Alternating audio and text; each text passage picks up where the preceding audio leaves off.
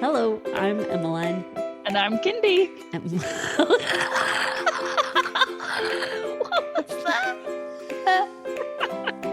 Don't even know what that was. I'm Kindy. Welcome to Stuff with Moms. A podcast about shows, stories, and enjoying life. Like our introduction. It was great. So, Emmeline, how was your week? It was, I've been sick, so the cold I got last weekend kind of just settled into my lungs, and so I've been coughing a lot. My throat's sore, and I've had headache, like nasal headaches, and that's just the worst. Yeah, so I've just been taking it easy. So it was kind of nice because I watched our movie and that we were going to be talking about today, and I watched some other shows and just kind of relaxed and tried to get better. So my week was kind of boring. No way. When you get sick, do you feel like it hits you harder than it normally would because of your CF? It definitely used to. Most of the time, colds made it so that I had to go to the hospital. Like most colds, no, I shouldn't say that. A lot of colds made it so that it ended up pneumonia and I'd have to go to the hospital. But now that they don't, because I've been able to move all the stuff. I haven't felt sick or out of breath. It's just like I've been coughing a lot, which I haven't in like years. And so I'm like, man, when I used to cough this much, it really sucked. I was just used to it. Yeah. But yeah. So I've just been sick, and I don't think it hits me as hard anymore since I started Trikafta. And I'm just able to move everything that came in right back out. So yeah, it's still like in my, the cold is still in my nasal cavity. And so there's lots of drainage, and all that drainage affects my lungs. So I remember when we were at Cinnamon Tree and you were coughing and somebody asked if you had a cold, and I can't remember what you said, but you didn't tell them that you had CF, and I thought that was interesting. I was like, it's probably because this is like, I think it was somebody that like we didn't know and that we weren't it wasn't going to be our friend or something, and you were like, yeah, I just cough sometimes. I think that's what you said. That is one of my go-to things that I used to say all the time. Because yes, I could launch into a whole description of what cystic fibrosis is, but most people don't want to hear that. Right. Yeah. Unfortunately, it is a conversation killer, probably. It's just especially like strangers. Yeah, a stranger that's like, "Oh, do you have a cold?" They don't want to get a biology lesson. You got to kind of prep them for it. Yeah. So that's funny that you remembered what I said, because that is what I would say. Yeah. Well, because it struck me. I don't know why it struck me, but I was like, I wonder why she didn't just tell him she has CF. Maybe she just doesn't want to because she doesn't know this guy very much or whatever. I can't remember what I was thinking, but I was like, okay. Yeah. If I'm like, I have cystic fibrosis, then they'd be like, oh, what's that? And I'm like, do you actually really want to know, or are you just being polite? Right. Yeah. Good times. How was your week? It was good. It was okay. So my department that I'm in for work is called OMS. It's outsourced management and services is what it stands for. And so we had our summit yesterday, and then we're going to have another summit on the 30th. And so we just talk about things that we do, where our department is going, how well it's doing, a bunch of numbers that mean absolutely nothing to me. But the head wanted us to know. She's like, I'm not going to go dive into this. Your managers and region leads got more in depth. And so, but she brought it up anyway. I was like, okay. don't know why you think that we would appreciate knowing how many millions of dollars our department brings in or whatever. I don't know. It was kind of cool, but so that was fun and disappointing because I did discover it was actually a blessing because I discovered how much I hate my onboarding part because it's changed so much. So now I'm just going to focus on clients, and I'm grateful that my manager's like, okay, thanks for trying. Let's go in this other direction that you want to go. So instead of being like, no, I think you should really keep trying with this, she was like, all right, message received. She just called me today to talk about it. Thankfully, I didn't cry because I was really emotional yesterday and last night. So which I don't know why. I'm like, why do I have so much emotion about this? But anyway, and I went to the DMV today to renew my license, and it only took like 5-10 minutes.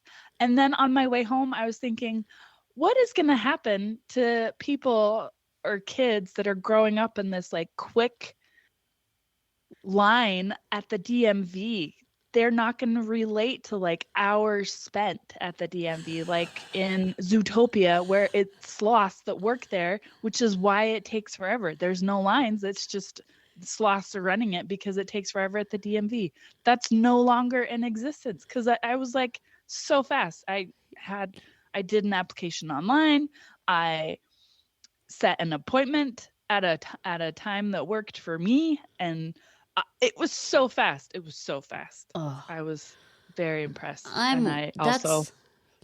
That's wonderful that the government realized that they could fix that, and they did.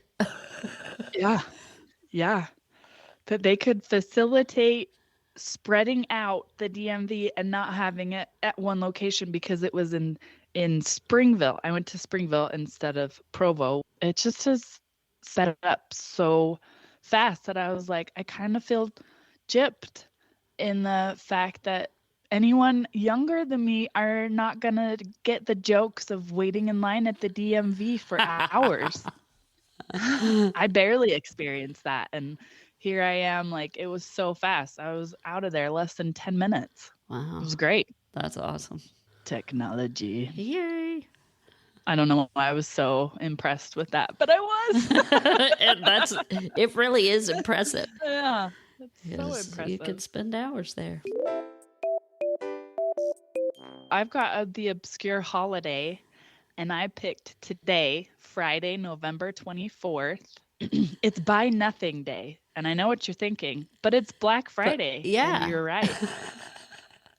So good luck if you want to observe this day.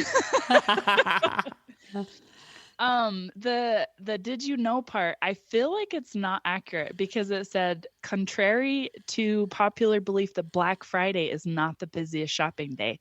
And I feel like that's not accurate, but maybe it's because I live in Utah and we are, for the most part, Utahns like to bargain shop. And so maybe I feel like this is inaccurate because I'm in Utah. Listeners, if you're in a different state, it says that the distinction for the most popular day for buying presents for Christmas is the Saturday before Christmas. What?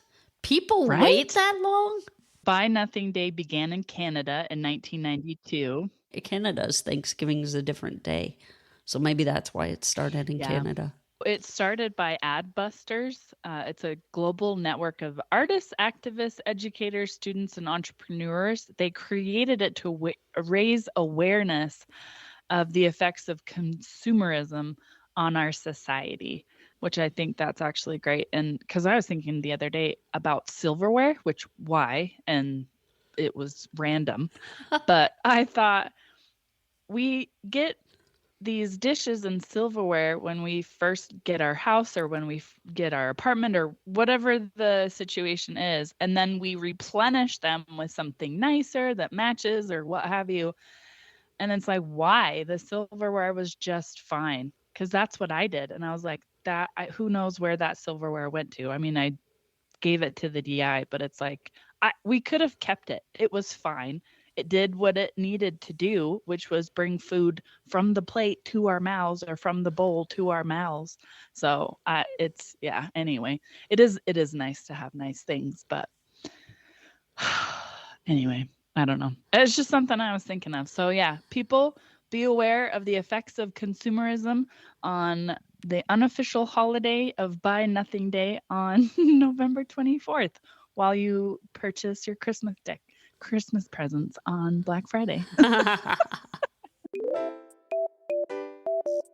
And then Emmeline, you have our word of the week. I do. This one I thought tied it into the holiday well, so there's your clue. The word is Merrythought, and it is a noun. Okay. So I'm thinking it has something to do with happiness.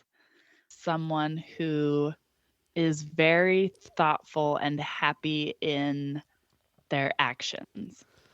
Oh, that's nice. Yeah. That isn't it. Okay. Merrythought is British for the wishbone of a fowl. Oh, no way. Yeah. So if any of you saved your wishbone from your turkey yesterday, it is actually the Merrythought. And I actually looked up I'll put an infographic on our Facebook page, but I looked up the reason why the Merrythought is called the Merrythought. I was like, why did they change it? Why is that the name? Right. Where it originated from was from the Etruscans. They were a civilization from Italy in 800 BCE who practiced bird divination. So they would use birds as like oracles by the way to predict the future by the way they pecked certain letters on the ground. Yeah. And I was like, oh, that's cool. And then even when they died, they would put the wishbone or the Merrythought on the ground in the sun so people could touch it and continue to use the chicken's oracle power even after its death. People would touch the bone and make a wish. Oh, okay. The Romans absorbed some of the Etruscans' cultural traditions, and over time, instead of wishing on bones on the ground, the Romans would grapple over the wishbone and break it. Yeah. And then the Romans, they're conquering, they spread their culture out, and so that wishbone became a tradition. And then the first record of a wishbone being used in England as a means of divination happened in 1455, and they called it a Merrythought. Merrythoughts were sometimes broken between two people, and the person who got the longer side was the person who was predicted to get married first. Oh. So they would have happy thoughts. Now we use wishbones or Merrythoughts as a way to make a wish on Thanksgiving. But it all originated from the Etruscans thinking chickens had the ability to predict things. That is hilarious. So I want to go back to the... Go ahead. Oh, I was just going to say, I want to go back to the chicken pecking a letter, or were they pecking at a letter that they would put on the... The best way I can describe it is it was kind of like a chicken Ouija board. From all that I've read, the priest would ask the chicken a question and the chicken would answer by pecking on the ground. Mm-hmm. I don't know exactly how that all went down, but it just says. Yeah, no, I was just wondering if they were like, did they train the chickens to peck letters, and then whatever letter they pecked out was what the divination, or it sounds like they were pecking at letters. That is hilarious. I kind of want to take an alphabet to... I have a friend who has tons of chickens. I want to take them to her so they can... I want to see how they peck at the letters. If I have to get bird feed on the letters, or if they'll just peck at them because it's something different. Yeah, maybe. What's on the ground. That would be funny. Yeah. And then they could divine your future too. There you go. Be like, oh, pecked at a bee. That means I'm gonna Be somewhere. Be right. Be somewhere. Or I know no, we're going to Bulgaria. That's it. There you go. I'm gonna be in Bulgaria someday. He's gonna have a baby. That's hilarious. Yeah. That's awesome.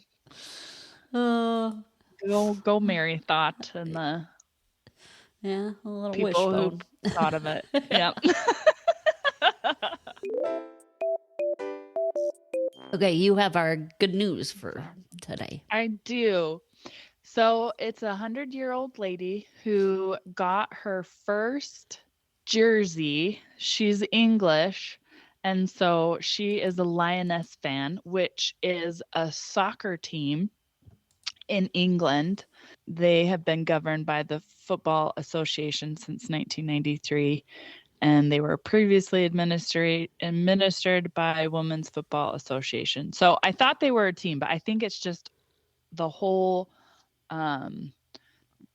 all the female soccer players. So they called them the Lionesses or the Lioness. And so it's basically just a video of this old lady who is 100 years old and looks like she actually might live longer than that because she's moving around pretty well.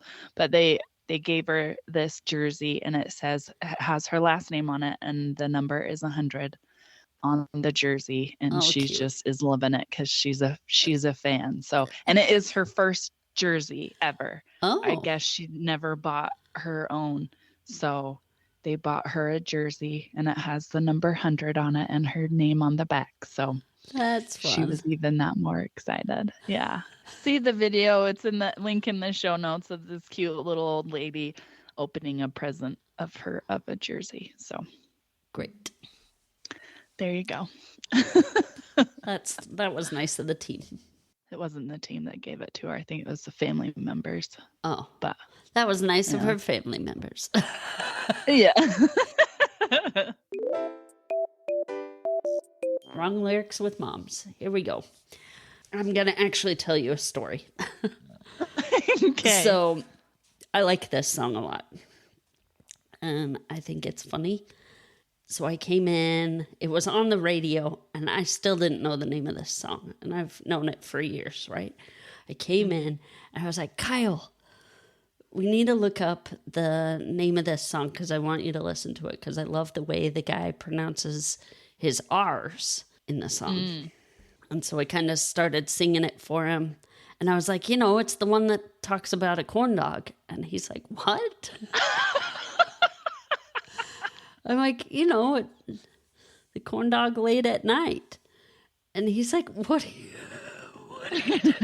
you talking about? And I was like, so I sang him the part.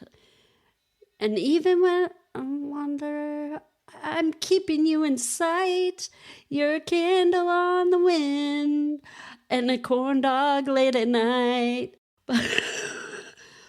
But that's not the words. No. It's, you're a candle on the window on a cold, dark winter's night. But I thought it was a corn dog late at night. And I thought it was the coolest song because I loved that a song talked about corn dogs. And I've eaten corn dogs late at night before because they're delicious. Yeah.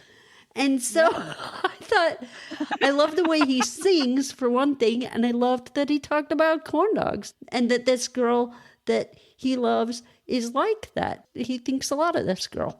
So Kyle couldn't stop laughing. He thought that was the funniest thing he'd ever heard. He's like, I can't believe you thought for all these years that's what he said. And I was like, me either. But the song is called Can't Fight This Feeling, and it's by REO Speedwagon. And if you haven't ever seen the music video for this song, it's so weird. You listen to it and tell me if you think that he said, and a corn dog late at night, because I swear that's what I thought he said. And Kyle couldn't tell me what he said there. So he didn't know. He just knew that it couldn't be what I said it was. That is awesome. Yeah, because I thought it was your candle in the wind too. I didn't realize candle in it the was wind. your candle in the window. Yeah. That is awesome.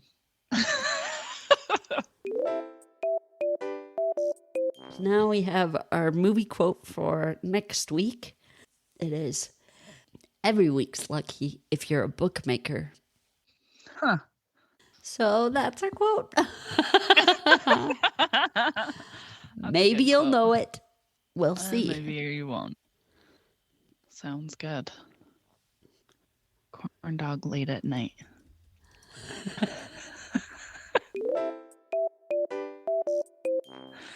All right, so now we're going to talk about 16 blocks. This is another listener suggestion, and so we are going to talk about it. Emmeline will read our summarization. We'll talk a little bit about what we liked and didn't like about it, our deep thought or idea, whether we give it 0 to 5 stars, if it's mom approved, and who we would let watch the show, and then our top 3 Bruce Willis movies. So, do you have our summary? NYPD detective Jack Mosley gets an assignment to transport a trial witness, Eddie Bunker, to the courthouse. The task quickly becomes dangerous when some of Jack's fellow officers arrive to kill Eddie so that he cannot testify against them. Jack sees that protecting Eddie can be his redemption on his bad choices that he's made in his career. So right away, I really liked how it started with a recorded last will and testament. I thought that was clever because it was like, it kind of had some foreshadowing going. And you're like, oh, somebody's gonna die. Yeah. And it's Bruce Willis talking, so Bruce Willis is gonna die.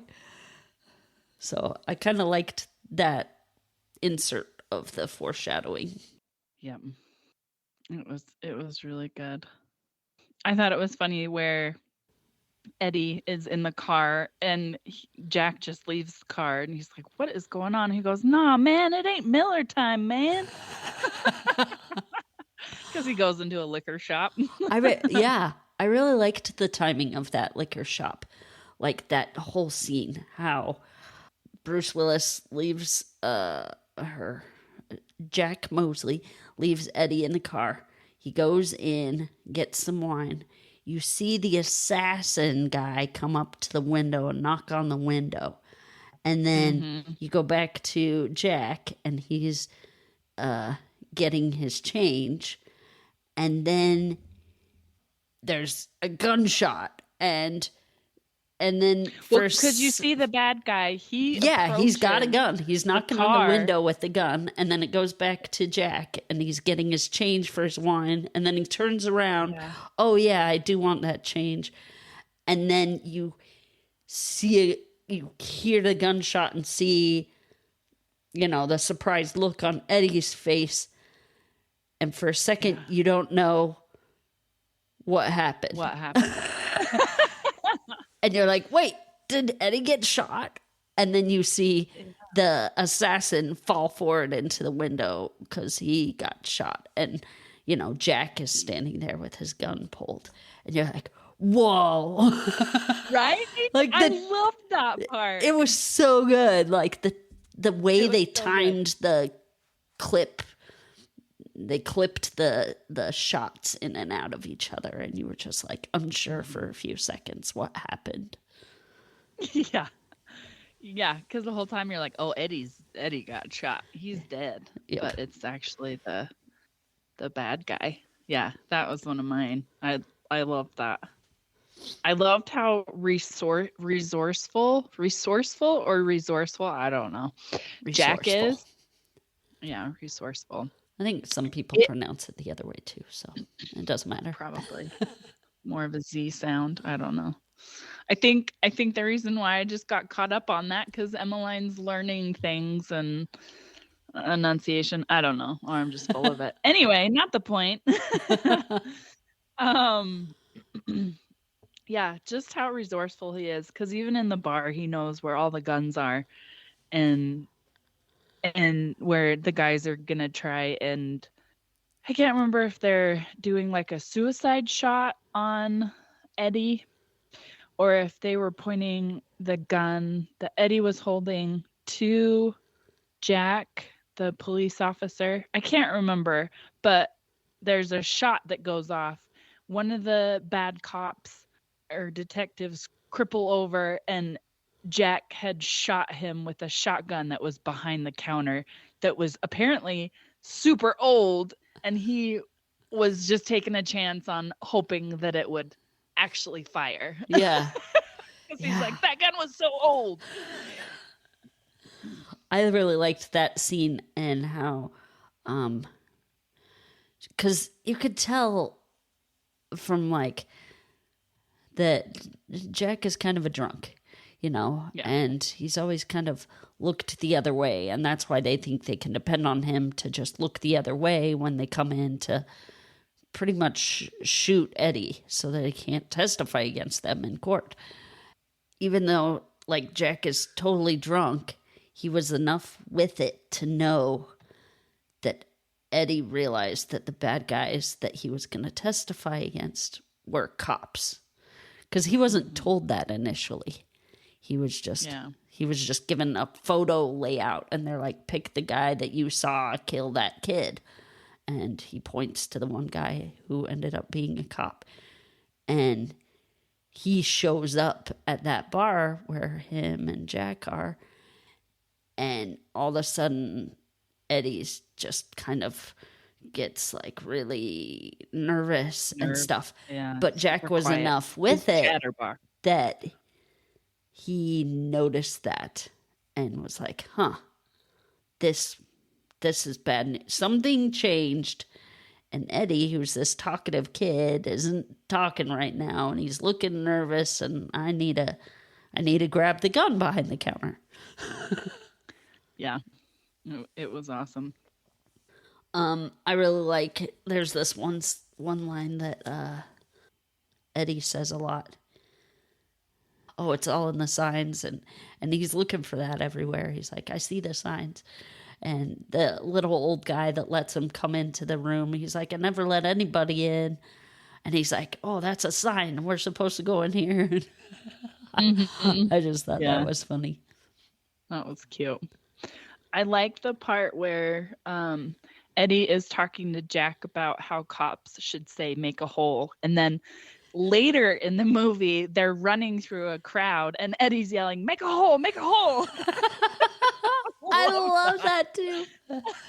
Oh, it was awesome. That was great. Yeah. One more thing Eddie says is he's talking about how he wants to, become this baker. He doesn't want to go to jail. He doesn't want to, he wants to become a baker someday and make birthday cakes. And he talks to Jack about that. And he's like, no, you're a thief. You're always going to be a thief. And he's like, no, people change. People change. And I'm going to make you a birthday cake and write people change on it. And then I'm going to make you eat your words and lick your fingers too. I just have one more of where Eddie he shut the door or gate. I guess it was more of a gate than a door, but he shuts the gate to not let anyone through. And Eddie's like, it's me. And he like shoves cause he's got a book of recipes. So he like shoves his book through and he's waving it. It's me, Jack. It's me, Eddie. And he's like, keeps talking about how it's Eddie. And so Jack finally opens it up and lets him in. But I thought it was hilarious where it's like, you don't know it's Eddie until he shows you his book. Cause like, that's the most important thing to him. And you find out it's got recipes in it for his cake. So yeah, it's super cute. My last favorite thing was that I love how Jack always, like, tons of times just, and you already talked about one of them, it's just lots of times he just outsmarted these cops. Like, so many times. He's just... So many times. It was very impressive. Like, even though he's this drunkard that's old and tired and, like, he just came off a shift, so he's super tired, but he's going through his beat. Like, he's getting Eddie through his part of town to get to the courthouse. So he knows this area. And so he knew that bartender had a gun behind the counter. And, you know, he outsmarts him with the bus hostages, and he doesn't tell him the exact number so that Eddie can sneak off the bus. And just so many things where he just outsmarts these cops. And it was impressive. I really liked that. Okay, there were a couple things that I didn't like, though.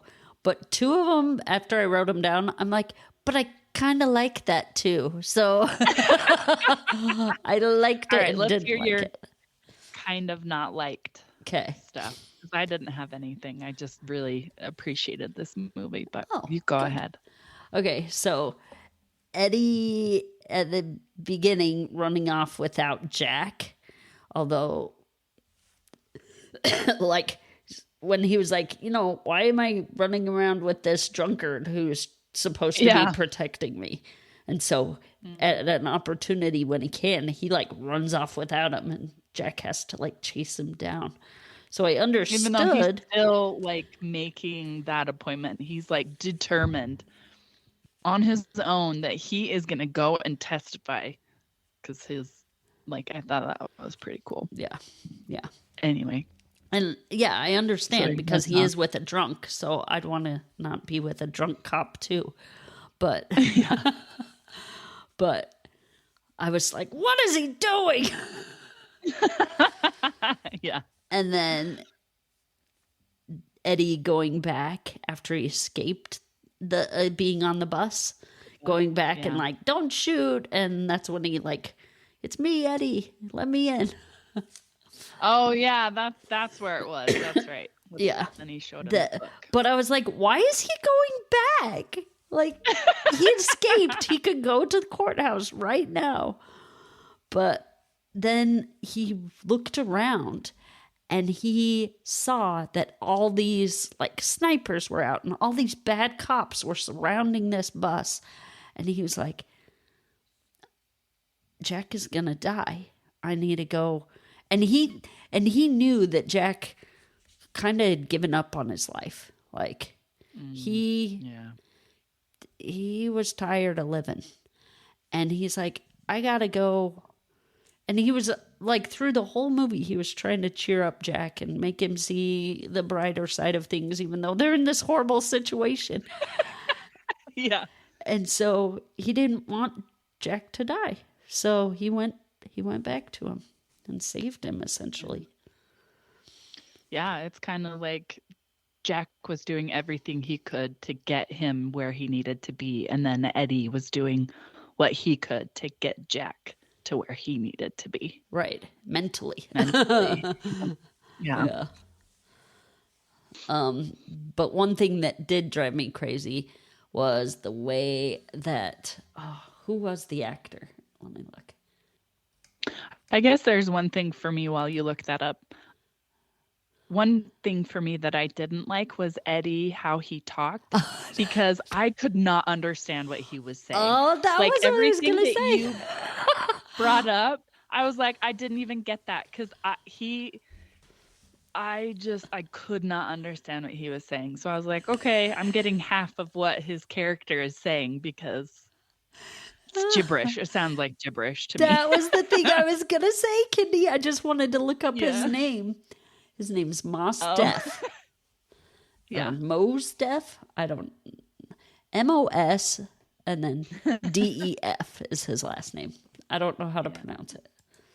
I think he even changed it too at some point. He's... Dante Terrell was his original name, I think. Anyway, so Mos Def, he the way he talked so nasally, I was like, that's what bugged me about the movie. Because the other two things, they bugged me, but I liked them.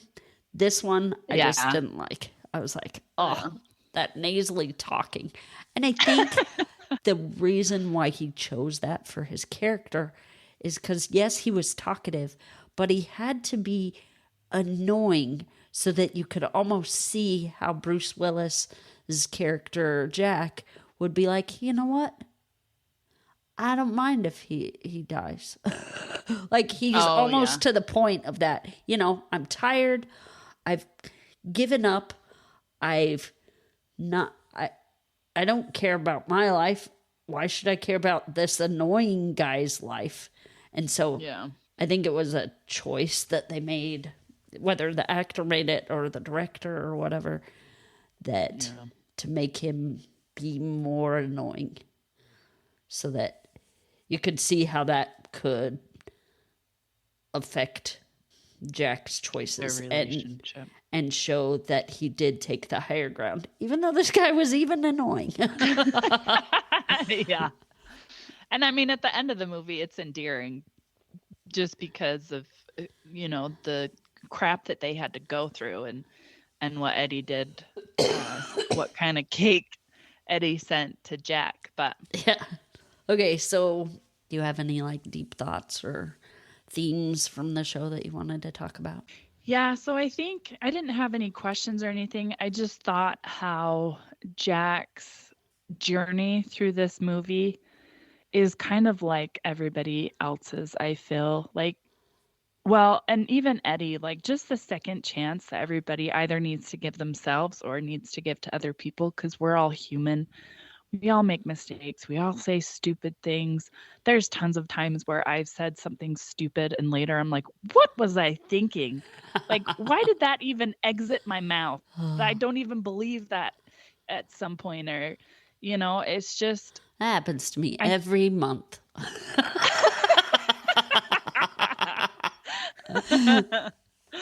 Oh, man. Poor Kyle. Or the kids. I don't know. Mostly Kyle. Yeah. Oh. Yeah. And it's just people just want to be loved and accepted. And it's hard to do when you don't feel loved and accepted. It's easy to lash out. That's the easy default.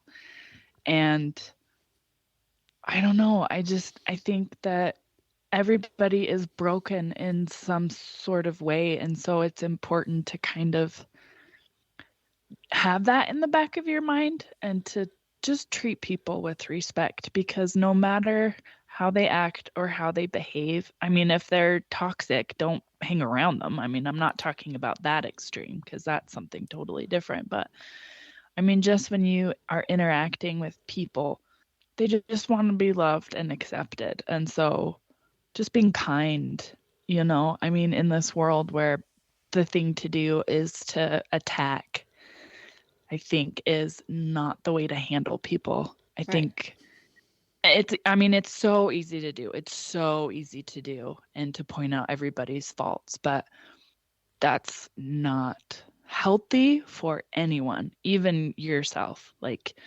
Doing it to yourself, treating yourself disrespectful. And I remember one time there was a lesson. So I don't know if the listeners know this, but I teach Relief Society, and there was a lesson that I gave where I had planned something totally different, and it turned into something that I think the sisters really needed to hear, where if you wouldn't say something as harsh as you say to yourself to others, why say it to yourself, if that makes sense? So, for example, for myself, oh, I'm ugly, or I can't do anything right. I can't keep the house clean. I can't, it's I would not say that to you. I wouldn't say, Emmeline, you can't keep your house clean. What is wrong with you?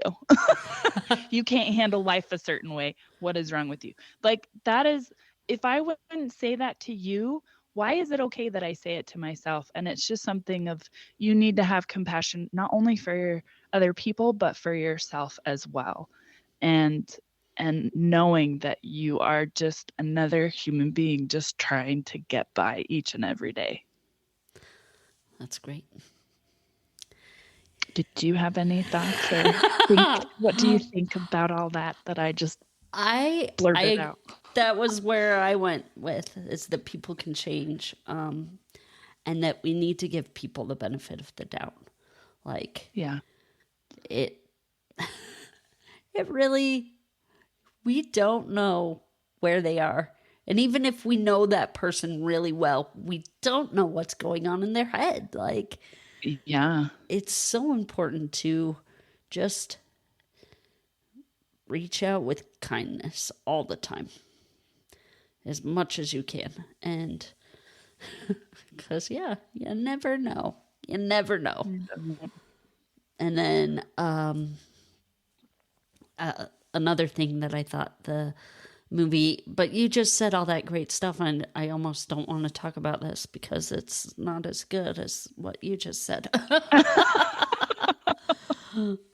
Like, because like Eddie always looked the other way, and they're like, yeah, he'll just go back to doing that, and they depended on that of him, like that he would always just look the other way when they did all this bad stuff. You mean Jack? Sorry, what did I say? Eddie? Yeah. You said Eddie. So yeah, Eddie. They always depended on Jack to look the other way, and whenever they do this bad stuff, and they always were like, oh yeah, he'll just go back to doing that.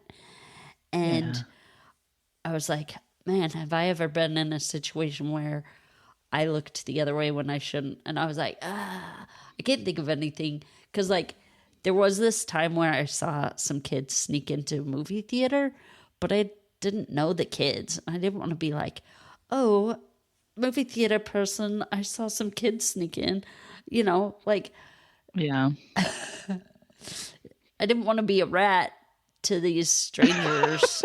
You know, I don't know. Yeah. Anyway, so again, I don't think I'm going to include any of that because what you said was really good. But I did want to talk about Bruce Willis for a second because as I was looking up this movie, some articles popped up on just in Google that Bruce Willis has actually been diagnosed like a year ago. He was diagnosed with aphasia, which is a precursor to the type of dementia he now has. But aphasia is when you have like trouble speaking and trouble understanding speech, writing, and reading. And then because of it's the frontal lobe is having problems. And so now he's been diagnosed with FTD, which is frontotemporal dementia. And so he can't really act anymore. And I don't know much about the disease, just kind of what was in the couple of articles I read. But he won't be acting anymore. And he's kind of like, it's really hard on the families because, you know, dementia's hard on your family when you don't, you can't communicate and you have trouble recognizing people and recognizing, and it's just hard. And so the family says that they had a hard time with it at first, but that they've come to terms with it, and now they just work through every day, and they really celebrate the moments where, you know, he's all there and stuff. But, you know, great actor, and so good. It was just kind of like, oh, I didn't even know that at all. Oh yeah. Yeah, because I remember reading an article, but it was a couple weeks. It was a while back. I can't remember how long ago it was, and I totally forgot about it. But yeah, it is a shame because he could have kept going, and he could have been in like, because he's like one of those actors where I don't know if you can stick him in any kind of role and he'll do great, but the roles that he either picks or gets picked to do are very substantial. Like they're not fluff. They're not too fluffy, or I don't know. Yeah. Like a lot of, just picking the top 3, like there are a lot of action movies, of course, but like I don't know where I'm going with this, but just I don't know, just good good movies where Yeah. he's just puts his whole heart into it. He does. Almost, you feel. Yeah. Yeah. And even like the way he acts and where he always kind of has, you can't tell if with his face if he's smirking or he's really angry at you. Yeah. So That's true. like you're like, huh, I don't know. Anyway, like Right? it just goes to show that like he can pull off a lot of stuff, and Yeah. he's a great actor, and so he'll be missed. Not that he's dead. I'm talking about him like he's dead. He's not dead. Yeah, he's But not. But we're he'll gonna be miss missed him in the his acting world. in the acting world. So Yeah, acting abilities. so It's with a shame. that, Like he could have been another Sean Connery. oh You know, where it's just so good. With that, we'll give our stars. You go first. okay. I really enjoyed this movie. I thought it was fun. I was like, it's three or 4 stars. So I was like 3.5 stars. So I give this movie a 3.5 stars because I couldn't decide between 3 and 4. I enjoyed it. Yeah, it is good. I think I'd do a 4 just because Matt loves it, and every time I see it, I'm like, this is so good. Like just the filming of it, the acting, the storyline, how they did it. It's so good. It's good. All right, so Mom approved. Who would we not let watch this show? So this is where there's I think they say the F word twice. One of them it's shouted. And then it's kind of, there's some violence and some gun shooting, and so Blood spattering. Yes, blood splattering. There's this part where this bad cops are chasing him, and goes to get through a doorway, and they slam the door on his arm. It's one of those sliding doors, and they slide it into his arm, and it's crushed, and they're just holding it there so he can't get through. Anyway, it's pretty like, but at the same time, I was like, yeah, they stopped him. Yeah. But anyway, it's violent and intense. So, what do you think? 16? Yeah, 15 to 16. Okay. And older. Yeah. So 16 and up is what we'll say. Yeah. Okay. All right. So what is your first favorite Bruce Willis movie? Unbreakable. Yeah? Yeah. You love that one? Oh, I love that one. It's a good one. It's so good. Bruce Willis is a superhero. He is. That is true. I did Fifth Element. Ooh, okay. So what's your number 2? Death Becomes Her. Oh, okay. I chose Armageddon. Oh, good. Because that one takes me back. Yeah. Back to when I first started watching movies that weren't cartoons. Oh. That's hilarious. It was like awesome. one of my first grown-up movies is what I considered them. Yeah. Started with one of those. Yeah. And then my last one, I chose The Fifth Element. Oh, nice. I chose Look Who's Talking. Oh, okay. I haven't seen that since I was like little. I haven't either, but I thought it was kind of nostalgic. That one was more nostalgic than anything. Yeah. Armageddon was nostalgic for me, so. Yeah. And I remember Armageddon, but I think I remember it being corny. I don't know, though. I could be way off. I could watch it again and be like, oh. I haven't seen it for a long time, so maybe it hasn't aged well. So. Right? Yeah. I think the last time I watched it was like in high school or something. Yeah. So. And Look Who's Talking could be the same thing. It's like you're almost nervous to go back and watch the ones you grew up loving because Yeah. it's like, oh, That wasn't as good as I why? remembered. Yeah, yeah. Especially with 10 Things I Hate About You. I don't think I'll ever watch that movie again. This No, was last time. It just was not good. I agree. That one I was like, I don't like this. didn't Did not age match up. well. Yeah, if there are a couple of scenes that I'd want to see, I can look up that specific scene on YouTube and watch it and be Yep. done.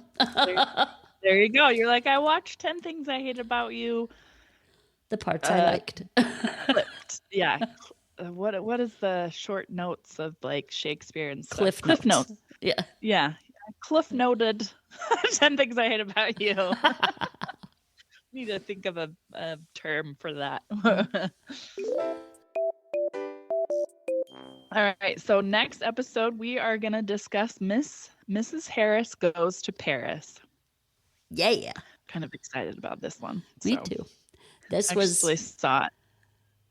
This before our was suggestion. Oh. Sorry. I kept interrupting you. You're good. I kept stop talking. So did I. This was a recommendation from one of our listeners as well. So we're excited to watch it and figure out what it's all about. So besides her going to Paris.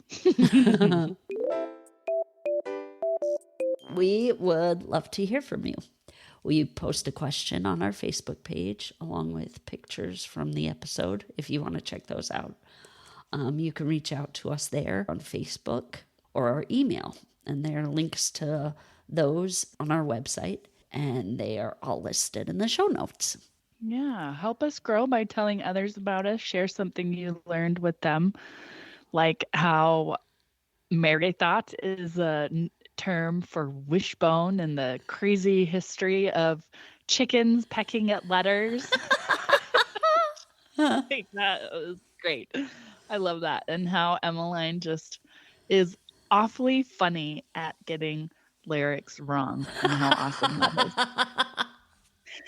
And how much you can laugh at her interpretations, because they're great. We also would like to thank Red Productions for the music, Jonica for our logo. Thanks, Jonica. And we would like to thank our listeners.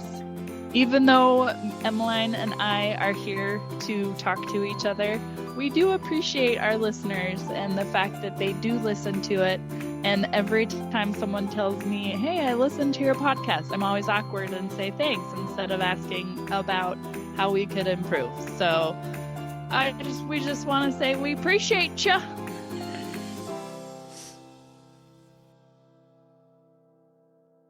I was sitting in the office and Kyle was working, and Clark came in and said, Daddy, sometimes WH is pronounced HW.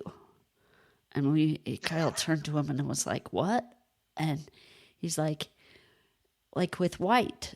And Kyle was like, what do you mean? And Clark's like, when somebody says white.